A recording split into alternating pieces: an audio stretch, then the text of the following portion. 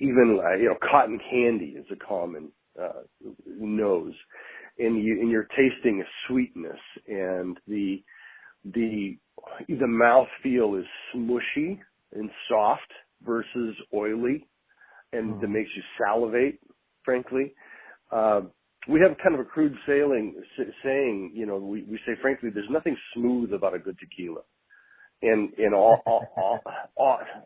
truth, it's offensive, right? To say this is the smooth tequila, or this tequila is smooth, that's almost offensive. Like, you don't fucking get it, to be honest, right?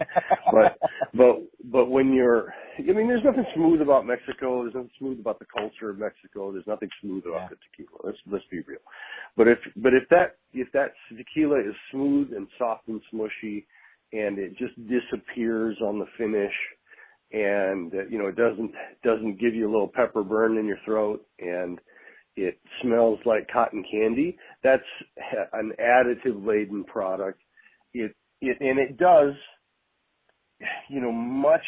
it's a much more easier, much more familiar palate to an American palate, and that's what people are consuming in mass quantities.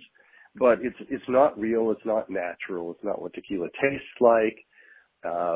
And if you knew what was in it, you probably wouldn't drink it, to be honest. But that's a whole other rabbit hole. I mean, you're not wrong, because, I'm seeing it so much when it comes to craft beer as well, that, there's so many people that will just throw a bunch of stuff in a beer and put it out, and even with fake flavoring, especially like the heavier stouts and stuff like that, that when you do get a quality beer, you're like, okay, this is the difference.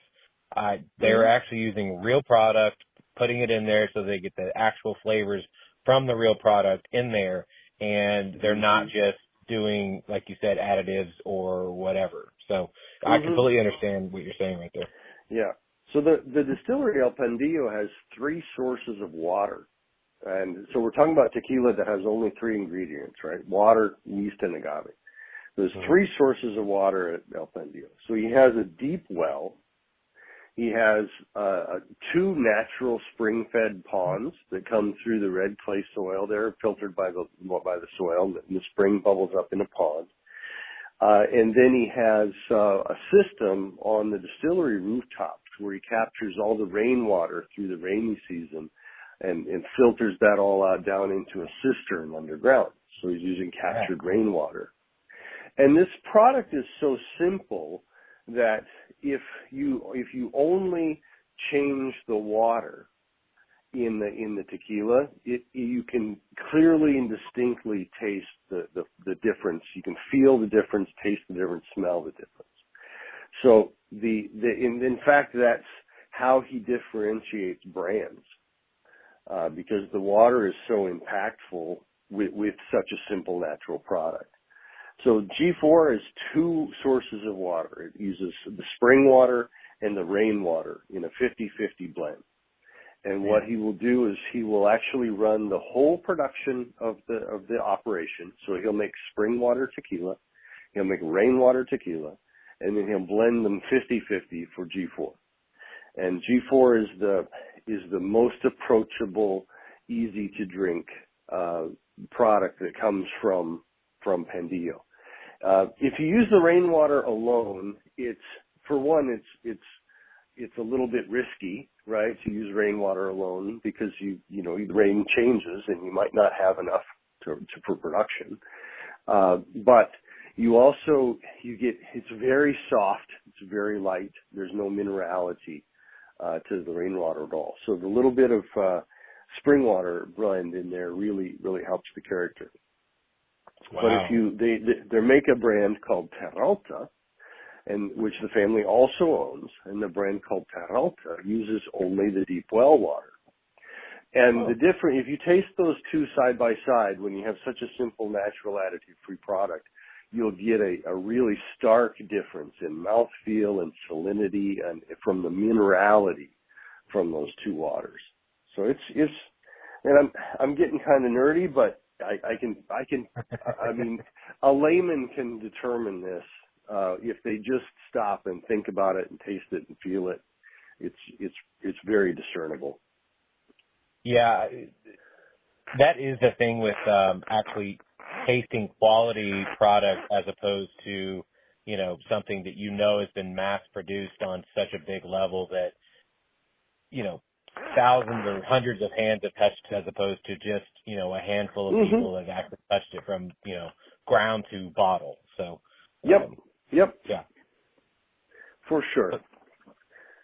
Well, you guys also, I mean, your entire lineup, you guys have, you know, all the big hitters, obviously, when it comes to tequila, the Blanco, the Reposado, the Añejo, but you also have an extra Añejo, and then you have an even more limited, I believe it's what, 1 out of 1,000 is, tell us about that high-end one, and then go, I guess, talk about the rest of it. Yeah, well, so the only difference is time between those you know, those different, we call them expressions. Obviously the Blanco tequila is the natural tequila. That's kind of my preference. But then when you have the opportunity in tequila to age the product. And so, aging means putting it in a wooden barrel. And then the time, there's no definition in the norma of tequila of what that barrel can be. There's some definitions to its size, but it can be, most commonly it's a used American bourbon barrel, which is true of scotch and true of rum and true of just about every other spirit in the world, right? Because bourbon is a one-use product, barrel product. So those barrels get sold and transported all over the world, including Mexico. So almost every tequila is aged in an ex-American bourbon barrel.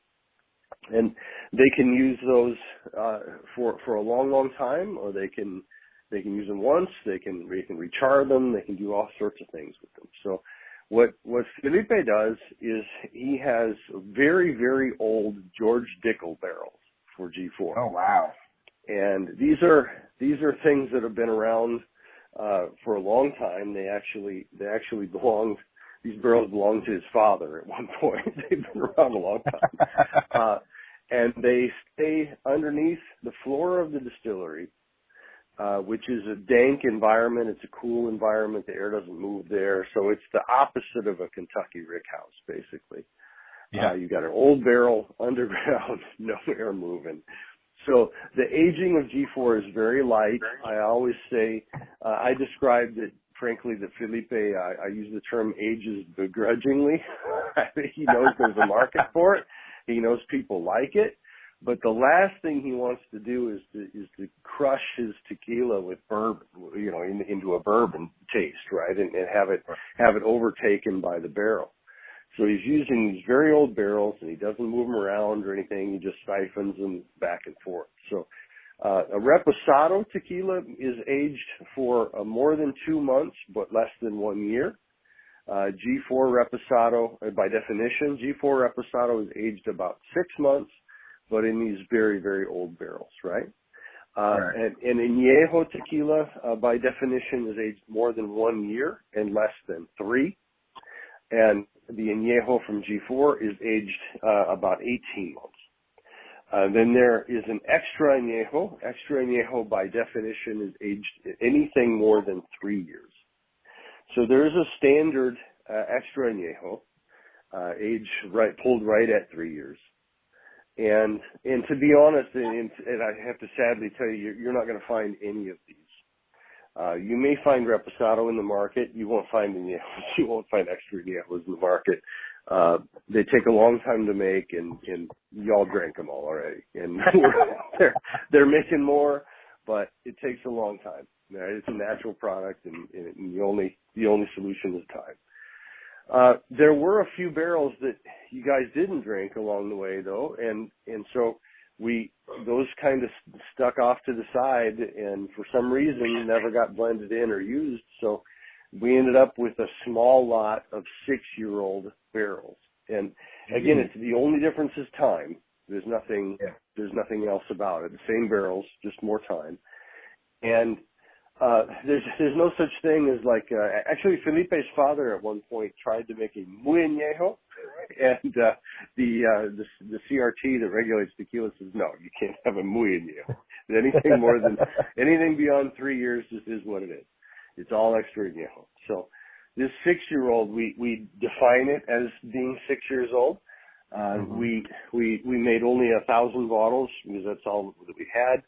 And so we put it in a very beautiful parota wood box, which is a native wood in Central and South America. It's very beautiful wood, and there's a lot of difference in the grain and the coloring of the wood. Some of them are blonde, and some of them are very dark, like mahogany, and everything in between. So we got them in these beautiful boxes, and they're. I mean, the list price is $1,000. I'm sorry, it's $500. I've seen them going for $1,500 and all kinds of crazy numbers like that. So they're pretty sought after. Yeah, the resale market is quite interesting when it comes to alcohol in general. Yeah, the bourbon guys figured out that there were people in, there was an opportunity in this in tequila as well, and I'm afraid there's now, when there's something like this, to be honest, people buy as many as they can, and there's a secondary market for it, and there's collectors, and there's everything else now in tequila too. So it's evolved a lot. Yeah, which is not a bad thing, because I mean it's great now that there is more of a craft alcohol scene, and obviously tequila is benefiting from that as well. So that, I mean, like you mentioned earlier, that we're not having all these mass-produced, not that there's anything wrong with Jose Cuervo, but we know it as, people just know it as the tequila, right? Because it's been around forever. Everybody, you see it everywhere. You see any bar you go to, most of them have that, and everything like that. It is funny with Jose, and because now, I guess when I was leaving, so about 2 years ago, I think Lalo Tequila came out, and is actually the original recipe for Jose Cuervo. But like, everybody was supposed to sign a no compete clause, which they did, except for the baby that was there. They didn't have a baby sign it, and so that baby obviously grew up and now is making the original Jose Cuervo, and it's called Lalo. Yeah, who knows? I met Lalo once. He's the grandson of Don Julio Gonzalez, and Don Julio, not Jose Cuervo. I'm sorry. My bad. Yeah, he's. I'm not sure. I'm not sure really what is the tequila, but yeah, he's a nice guy, and he's working really hard. He's building a new brand. So yeah, good for him. But that is it's an interesting story if it is true, and even if it's not true, it's still a pretty interesting story. Yeah, it's a good story. It's an easy one to tell, and it's pretty good tequila, and they're doing a good job. So yeah, for sure. Yeah. But with y'all's craft tequila, you guys are doing fantastic things, and I love the fact that we have drank you guys out of the añejos and the reposados as well. So good for us. Yeah, well, I love it and I don't, right? I mean, it's a glorious problem. When we first brought G4 to the United States, frankly, people didn't like the name. They'd never heard of Felipe Camarena. They didn't care. It was a very different deal. And now, when we get a truck of G4, frankly, we inform the distributors that there's a truck coming. That's sold before it even leaves the distillery, and then it's allocated around the country, and those distributors have their allocation sold before it gets to their docks.